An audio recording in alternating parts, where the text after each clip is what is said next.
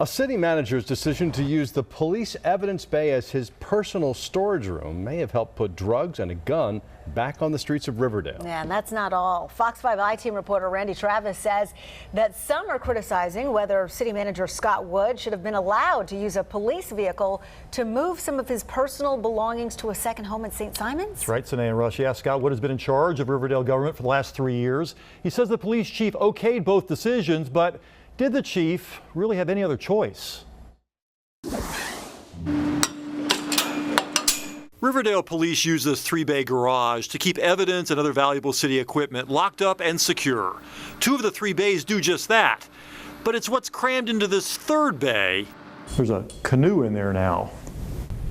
Wow. That have nothing to do with police business.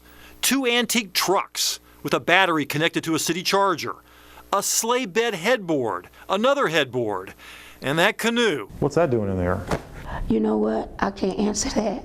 All the personal property of Riverdale city manager Scott Wood. Is that your stuff? Yeah, that is. This is all your stuff? That is. The issue came to light earlier this month when Riverdale police arrested 2 people on a shoplifting charge. According to this police report, officers found the suspect's Acura in the Walmart parking lot and could see drugs and a gun sitting on the seat. They towed it to the police impound lot on a Saturday night to wait for a search warrant so they could go inside and seize the evidence. All 3 bays were full, so they left the car outside, hoping it would be secure. But it was not.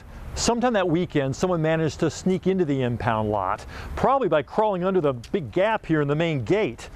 They would go to the Acura, smash out a window, and make off with the drugs. And even worse, the gun, too. Wood said they'd never had a problem before leaving evidence outside the evidence room. So this is evidence of a crime. There are a number of vehicles down there that are unsecured.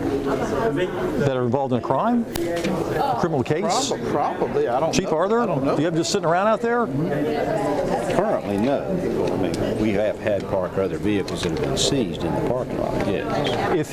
If his trucks weren't in your bay, would you have put that in there instead? We would have put that car in any of the bays when they're all occupied. Wood offered us this justification. He drives the blue truck in the city Christmas parade. Are you happy with this arrangement here? You've got a third of your bay taken up with equipment that's not police equipment.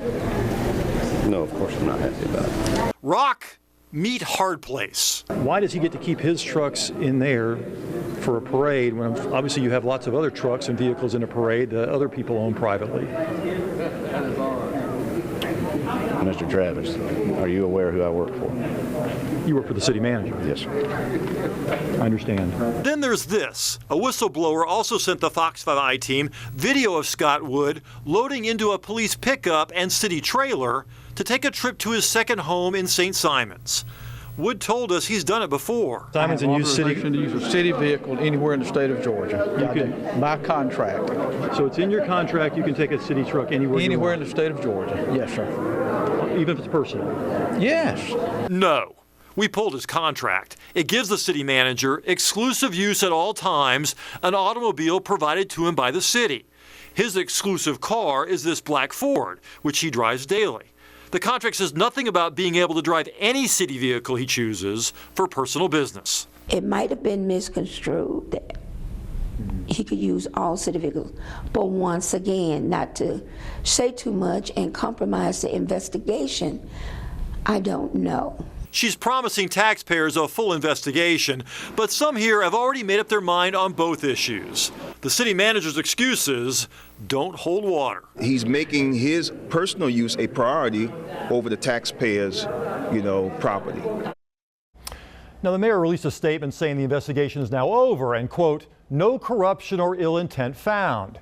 She says the police bay is now clear of the city manager's personal items, and they plan to address the contract provision at their next meeting to decide whether the city manager should be allowed to drive any government vehicle for personal business in addition to the one given to him for his exclusive use. And by the way, that gun that was stolen, still out there. No arrest made yet.